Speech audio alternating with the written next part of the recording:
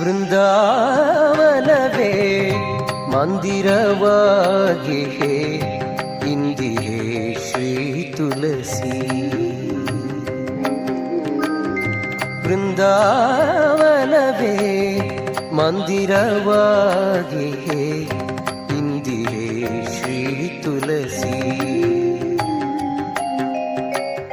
ನಂದನಂದನ ಮುಕುಂದಗೆ ಪ್ರಿಯಳಾದ ಚಂದದ ಶ್ರೀ ತುಳಸಿ.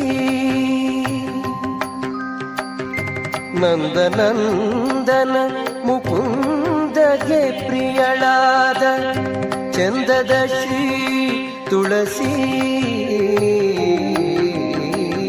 ವೃಂದಾವನವೇ ಮಂದಿರವಾಗಿ